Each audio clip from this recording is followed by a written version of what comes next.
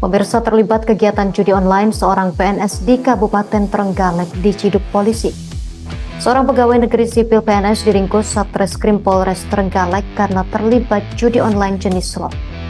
Tersangka yakni AS yang berusia 53 tahun, merupakan seorang penjaga malam di salah satu sekolah dasar di Kecamatan Tugu. Kita ke informasi lain, pemirsa. Satgas Pemberantasan Judi Online menyerahkan nama-nama pegawai kementerian dan lembaga yang bermain judi online. Daftar nama tersebut diserahkan atas permintaan kementerian dan lembaga terkait.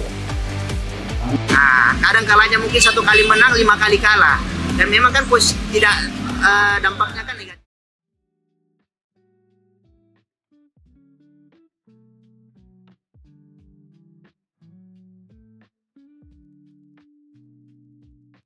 Assalamualaikum warahmatullahi wabarakatuh. Waalaikumsalam warahmatullahi wabarakatuh. Selamat siang rekan-rekan semuanya. Hari ini kita akan membahas isu yang sedang marak terjadi di Indonesia, yaitu perjudian online. Apa sih judi online itu? Judi online adalah bentuk taruhan atau permainan yang dilakukan melalui internet. Dalam judi online, permainan memasang taruhan uang atau barang berharga pada jenis permainan dengan berharap memperoleh keuntungan. Menurut Saudara Nabil, kapan sih judi online ini mulai masuk dan marak di Indonesia? Untuk Mbak Cynthia akan saya jawab. Judi online itu marak terjadi itu pada awal pandemi dulu, yaitu pada tahun 2020 sampai 2021. Nah, di situ saat tekanan ekonomi dan waktu membuat sebagian orang mencari penghasilan instan lewat judi online. Nah, pada tahun 2022 itu pemerintah itu sudah mulai menindak sejumlah situs, tapi perputaran judi online makin canggih dan tersembunyi. Nah, judi online itu fase kritisnya itu pada tahun 2023 sampai 2024. Dan saat ini masih berlangsung, sehingga judi online kini makin sulit dilacak karena memakai aplikasi kamuflase dan dompet digital. Untuk fakta pentingnya, lebih dari 800.000 situs judi online telah diblokir sejak 2023, tapi masih tetap banyak orang yang melakukan judi online. Diperkirakan, transaksi judi online itu bisa mencapai 100 triliun lebih per tahunnya. Seperti itu, Mbak. Oke, menurut Saudara Faisal, di mana perjudian online ini banyak terjadi? Oke, baik Mbak Cynthia, saya izin menjawab. Judi online yang dilakukan oleh PNS umumnya berlangsung secara pribadi, di peringkat pribadi, khususnya telepon genggam atau laptop yang terhubung ke internet. Aktivitas ini biasanya tidak dilakukan secara terang-terangan di tempat umum, namun di luar jam kerja, seperti di rumah, kafe, atau tempat umum lainnya, dengan koneksi internet yang dilaksanakan secara pribadi. Di lingkungan kantor pada saat jam kerja atau istirahat, dengan menggunakan jaringan pribadi data seluler. Untuk menghindari deteksi dari jaringan kantor, meskipun aktivitas ini bersifat tersembunyi, dampaknya nyata bagi ASN. Adapun dampaknya yaitu kinerja ASN yang menurun akibat kecanduan, terhambatnya pelayanan publik, meningkatnya resiko penyalahgunaan fasilitas kantor. Seperti contoh kasus yang terjadi di Trenggalek pada ASN Pemkab yang masuk dalam penjara karena judi online, yang melaksanakan deposito saldo di 2 situs yang berbeda. Aparatur sipil negara itu diamankan oleh unit Bidum Polres Trenggalek karena diduga melakukan perjudian online jenis pragmatik. Ia berperan sebagai penombok dengan cara melakukan deposit saldo melalui 2 situs yang berbeda. Terima kasih, sekian saya kembalikan ke moderator. Baik, Faisal, terima kasih. Kemudian menurut Saudari Rindia, apa sih yang menjadi penyebab ASN banyak terjebak dalam kasus perjudian online? Baik, terima kasih pertanyaannya Mbak Cynthia. Penyebab ASN terjebak dalam judi online terdapat beberapa faktor. Yang pertama karena masalah keuangan pribadi. Nah, di sini banyak ASN yang mengalami tekanan ekonomi seperti cicilan, gaya hidup konsumtif, atau kebutuhan keluarga yang meningkat. Judi online dianggap sebagai jalan pintas untuk mencari uang cepat, padahal justru membawa kerugian besar. Yang kedua, akses mudah ke judi online. Nah, judi online bisa diakses kapan saja melalui HP. Banyak situs menggunakan jaringan luar negeri atau kamuflase agar tetap bisa dibuka meski diblokir pemerintah. Yang ketiga, karena kurangnya pengendalian diri dan kesadaran etika. Nah, beberapa ASN tergoda untuk sekali coba dan akhirnya kecanduan. Mereka lupa bahwa sebagai pelayanan publik, integritas adalah hal yang utama. Yang keempat, terdapat pengaruh lingkungan, di mana kasus ASN yang ikut bermain karena diajak teman kantor atau komunitas, jadi dianggap bisa karena dilakukan ramai-ramai atau tidak diawasi langsung. Nah, yang terakhir karena kurangnya pengawasan dan sanksi yang tegas. Selama ini, belum semua instansi punya sistem pengawasan digital atau pemeriksaan rekening keuangan pegawai. Jika tidak ketahuan, pelanggaran pun terus terjadi. Nah, itu penjelasan dari saya, Mbak Cynthia. Terima kasih. Baik, menurut Saudara Sukma, jadi sebenarnya siapa sih yang bertanggung jawab atas masuknya dan adanya perjudian online di Indonesia ini? Baik, terima kasih atas pertanyaannya. Judi online makin marak di Indonesia. Siapa yang seharusnya bertanggung jawab? Yuk kita bahas satu-satu. Yang pertama, ada pemerintah dan regulator. Kominfo mempunyai tugas utama untuk memblokir situs judi online. Karena judi online semakin sulit dikendalikan, pemerintah membentuk satuan tugas atau Satgas pemberantasan judi online yang melibatkan berbagai instansi lintas sektor seperti Kominfo, Polri, OJK, PPATK, dan lainnya. Yang kedua ada penegak hukum seperti Polri, Kejaksaan, dan PPATK. Penegak hukum memang berwenang menangkap pelaku judi online. Namun banyak pelaku utama berada di luar negeri sehingga sulit dijangkau. Sementara di dalam negeri banyak yang ditangkap justru adalah korban.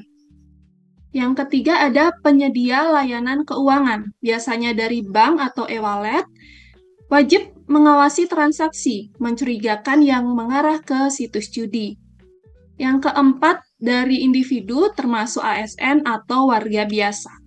Mereka yang terlibat dalam perjudian harus bertanggung jawab secara moral dan hukum.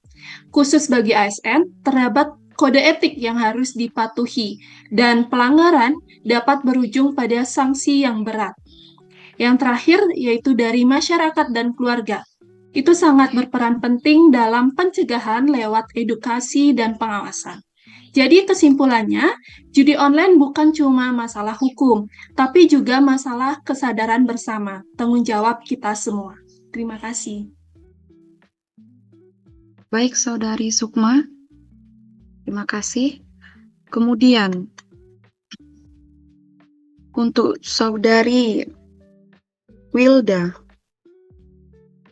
mengapa judi online menjadi tantangan dan bahaya besar bagi suatu bangsa dan negara, terkhusus bagi seorang ASN?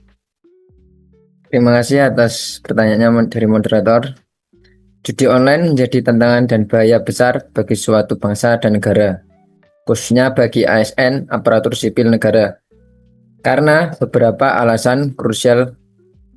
Yang pertama meliputi merusak integritas dan moral ASN. Yang kedua, menyalahgunakan gaji dan fasilitas dari negara. Yang ketiga, memicu ketergantungan dan masalah ekonomi pribadi. Yang keempat, ancaman terhadap ketahanan nasional. Yang kelima, melanggar hukum dan konstitusi. Yang keenam, bertentangan dengan nilai-nilai bela negara. Terima kasih. Baik, kemudian menurut Saudara Teguh, bagaimana peran pemerintah dalam menangani perjudian online di Indonesia, terkhusus di lingkungan ASN? Baik, terima kasih atas pertanyaannya, Kak. Pemerintah Indonesia sebenarnya telah mengambil langkah dalam menangani perjudian online tersebut terkhususnya di kalangan ASN dengan cara mengeluarkan surat edaran PAN RB nomor 5 tahun 2004 tentang pencegahan dan penanganan perjudian online di instansi pemerintah. Terus juga pemerintah telah melakukan pemblokiran konten rekening terkait judi online atau apapun itu seperti iklan-iklan yang mempromosikan tentang judi online. Nah, itu semuanya sudah diblokir.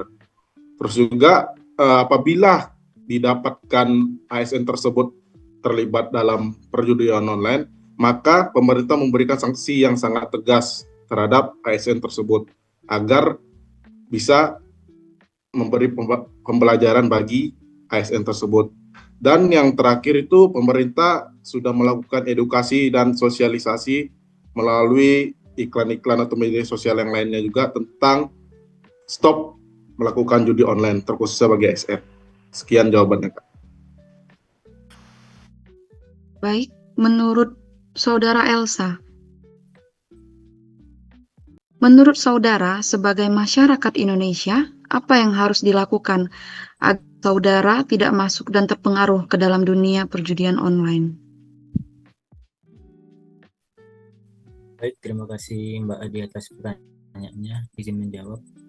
Menurut saya, judi online ini suatu hal yang awalnya itu coba-coba. Untuk mengatasi agar kita tidak terjerumus atau masuk ke dalam judi online ini, yang terutama itu pasti dari diri sendiri. Hindari semua pengetahuan atau info atau informasi tentang judi online ini. Jadi tidak perlu kita cari tahu apa itu judi online sih, bagaimana sih cara mainnya.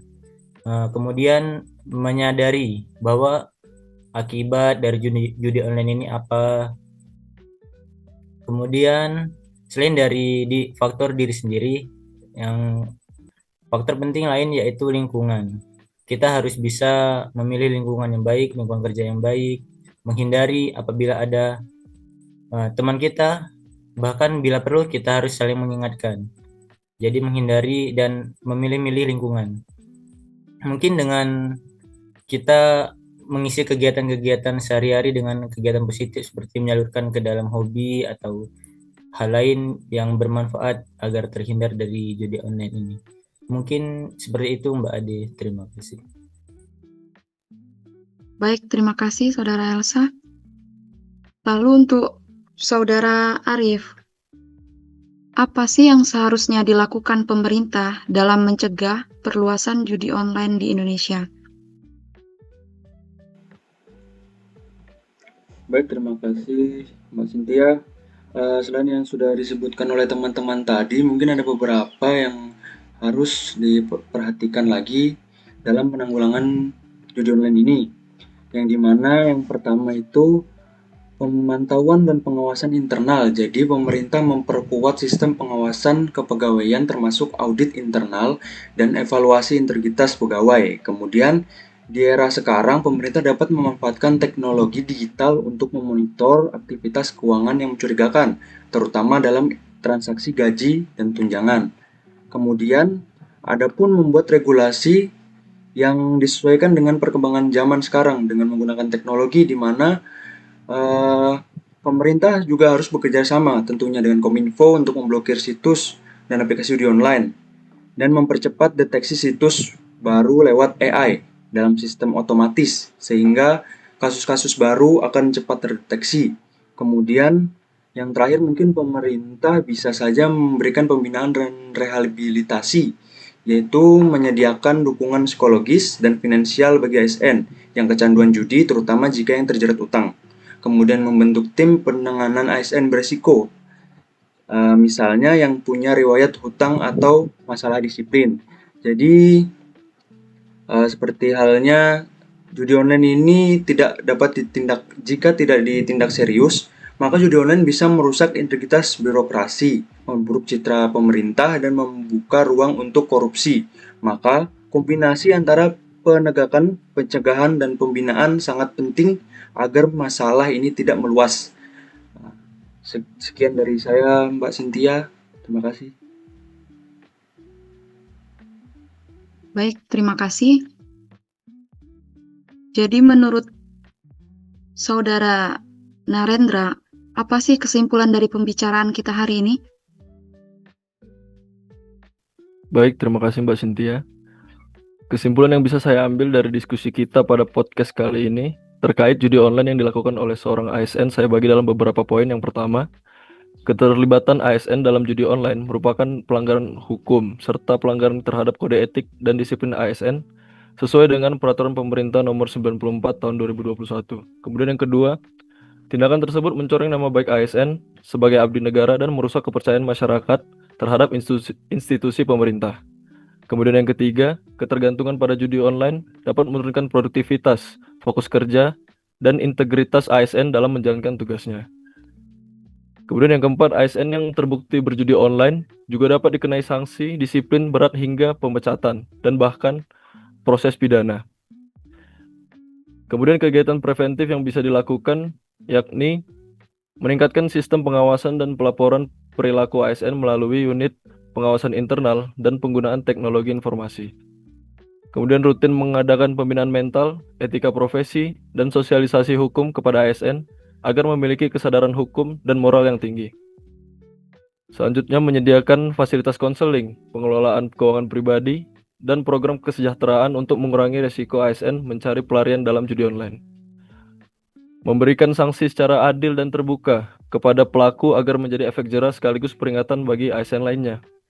Kemudian yang terakhir, berkolaborasi dengan kepolisian, BKN, dan Kominfo untuk mendeteksi serta menindak ASN yang terlibat dalam aktivitas judi online. Mungkin demikian Mbak Cynthia. Baik, terima kasih Narendra atas kesimpulannya. Saya berharap perjudian online di Indonesia setelah ini akan menjadi berkurang dan tidak ada lagi perjudian online lainnya selanjutnya terkhusus di lingkungan ASN. Terima kasih untuk semua rekan-rekan atas waktu dan pemikirannya yang telah disumbangkan dalam forum ini. Apabila saya ada salah kata dan salah perbuatan, saya mohon maaf. Saya akhiri. Wassalamualaikum warahmatullahi wabarakatuh. Waalaikumsalam warahmatullahi wabarakatuh.